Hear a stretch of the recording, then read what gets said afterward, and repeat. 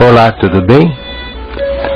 Que a paz do nosso Senhor esteja com todos. Amém? Hoje falaremos sobre a salvação.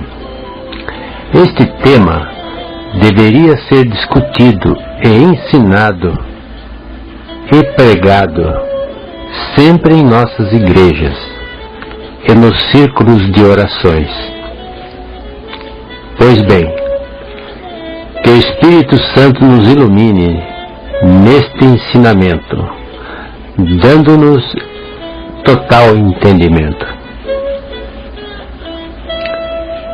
A salvação é individual. Sim, o tema é: a salvação é individual.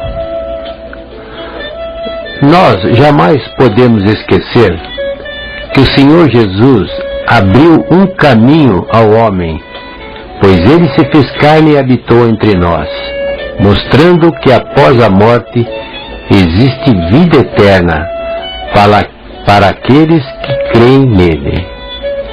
Isto você encontra em João, capítulo 1, versículo 14. No início da criação humana, o próprio Deus falava com o homem. Anos mais tarde, já no Novo Testamento, o Senhor Jesus falava com o homem boca a boca e ensinava tudo a respeito do reino do céu. E após o Senhor Jesus cumprir o projeto na cruz, quem fala para o homem hoje é o Espírito Santo. Quando falamos acerca da salvação, falamos daquilo que é o projeto de Deus, pois um dia Ele mesmo, na eternidade, junto com seu Filho Jesus e o Espírito Santo, conversaram a respeito do homem e o que haviam de fazer. E Isaías nos dá a resposta do Pai e do Filho. A quem enviarei? E quem há de ir por nós? Isaías, capítulo 6, versículo 8. Eis-me aqui, envia-me a mim. Jesus Cristo disse ao Pai, para que enviasse a esse mundo, para que pudesse abrir um caminho ao homem e dar direito à vida eterna outra vez, pois o homem estava destituído da glória de Deus. Somente quem veio da eternidade pode falar de eternidade. Jesus desceu da sua glória, esvaziou-se e fez-se igual ao homem. Isto para que o projeto do Pai fosse cumprido cuidadosamente. Jesus superou as afrontas. Jesus lutou contra os religiosos que somente queriam títulos e ser grandes homens diante da sociedade. Jesus é o autor do livro de Apocalipse. Ele mesmo ditou a João o que breve aconteceria. E nas 7 cartas Jesus dá um aviso ao homem. Quem tem ouvidos, ouça o que o Espírito diz às igrejas. Há um aviso ao homem quanto à sã doutrina, pois o homem tem se desviado da sã doutrina e trazido para as igrejas o fermento, aquilo que é excesso. E podemos ver hoje pessoas falando mal de crentes, devido a alguns somente falarem em dinheiro, outros fazendo acepção de pessoas, mas esta não é a obra do Espírito Santo, e sim obra de homens mescladores da verdade. Você acha que o Senhor Jesus Cristo confiou sua amada igreja ao Espírito Santo, e o Espírito Santo estará nessas pregações que somente são para esta vida? Você acha que o Espírito Santo está preocupado que o homem somente receba uma bênção para este mundo? Não, pois o próprio Jesus, quando curava, ele mesmo estava preocupado com a salvação do homem, e na maioria das curas, ele mesmo dizia que a pessoa estava salva devido à sua fé. Interessante que pessoas nunca ouviram falar no Espírito Santo, sendo que Jesus disse aos apóstolos para nada fazerem até que do céu não viesse o Consolador, o Espírito Santo. Após a morte de Jesus, ele enviaria o Espírito Santo como Consolador para o homem, e somente ele poderia convencer o homem do pecado e do juízo. Por isso, você que é crente e acha que pode convencer alguém de tanto falar, esqueça isso, pois a palavra mesmo diz em Zacarias capítulo 4, versículo 6, que nem por força e nem por violência, mas pelo meu Espírito, diz o Senhor dos Exércitos. Estamos hoje vivendo o tempo da graça, o derramamento do Espírito Santo.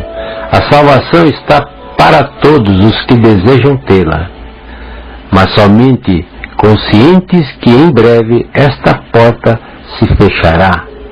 Por isto, hoje é o dia da salvação. Sabemos que após a morte há uma separação entre o salvo e o condenado. Sendo assim, eles jamais poderão se ver um dia. E a palavra diz isso. Vejamos. Lucas, capítulo 16, versículo 19 a 31, diz que houve uma separação entre Lázaro, o mendigo, e o rico. O rico pede a Abraão que mandasse Lázaro molhar a ponta de seu dedo para que refrescasse sua língua. Mas por que a língua em tormentos? Meu irmão, aqui nos diz que o rico teria que dar conta daquilo que saiu dos seus lábios, das palavras que ele proferiu nesta terra, daquilo que o condenou. Por isso, muito cuidado no falar e no agir. Se você quer ver um ente querido seu salvo na eternidade, pague um preço por ele, pois se morrer hoje no pecado, e você sendo salvo, nunca mais o verá. Não brinque com a salvação, pois pregamos a salvação para quem quer a salvação, pois ninguém é obrigado a aceitar a maravilhosa salvação se não quiser. Porém, eu quero, pois sabemos que lá é nosso lugar de origem. Certa vez, uma pessoa ficou enferma e um da família trabalhava num hospital. E essa pessoa disse: olha, pela doença e o grau dela, ele vai ainda viver mais ou menos de 6 a 7 meses.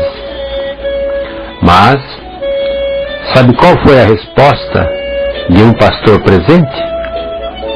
Não, ela não vai viver mais isso tudo, porque o Senhor já tem me mostrado desde ontem o seu anjo, que aqui está para levá-la. E a pessoa morreu mesmo naquele dia. Como disse o profeta de Deus, o anjo do Senhor já estava lá para levá-la. Temos também um caso de um homem que sempre teve o convite para aceitar o Senhor Jesus, mas ele sempre brincava com a sua própria vida espiritual. E no dia que ele morreu, uma de nossas irmãs da igreja disse que nunca viu uma morte tão triste. Os gritos que esse homem dava, dizendo que não queria ir. Mas por que esses gritos de medo e de terror? Esta é uma boa pergunta. Todos quantos já estão a caminho da salvação morrem felizes e em descanso. No entanto, em vários estudos eu vi que as piores mortes são dos ateus, aqueles que não aceitaram a Jesus, não creem na salvação, não creem que o nosso Senhor Jesus Cristo é o único caminho. Não temos nada contra os ateus. Se você é ateu ou não, a decisão é sua. Porém, este estudo diz que estes têm as piores mortes. Mas por que será?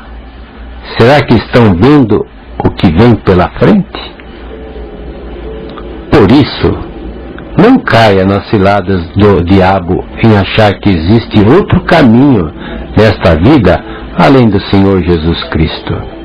Não pense que além dele alguém poderá fazer alguma coisa por você.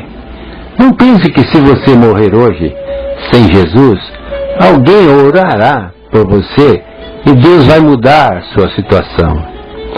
Se morreu salvo, amém. Mas se morreu condenado, é inferno, fogo, terror, choro e ranger de dentes. A salvação é individual. Se você quer herdar uma tão grande salvação, faça por onde? Esqueça este mundo. Viva cada dia separando o santo do profano. Cuide de como se vestir. Cuide-se no falar. Cuide-se nas suas atitudes. Agrade a Deus e não aos homens. Não entristeças o Espírito Santo em sua vida. Se aparte do pecado e do vício. Seja um bom marido e a mulher uma boa esposa. Dê melhor testemunho para com Deus. Preserve sua salvação, pois o diabo, a sua carne e a sua mente, junto com o mundo, tentarão matar sua salvação.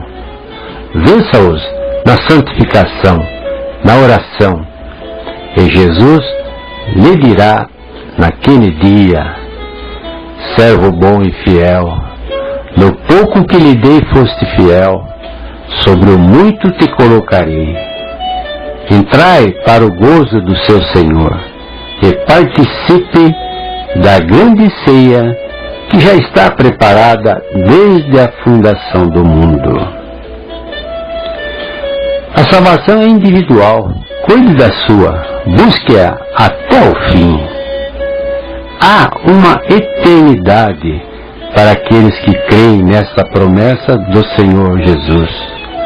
Serão benditos eternamente, andarão nas ruas de ouro, jamais derramarão uma lágrima, jamais sentirão tristezas, porque o próprio Jesus Cristo se fará ali presente. Muito bem. Tivemos a colaboração nestas palavras do nosso irmão Marcos Cassati, um autêntico homem de Deus, a quem muito agradecemos.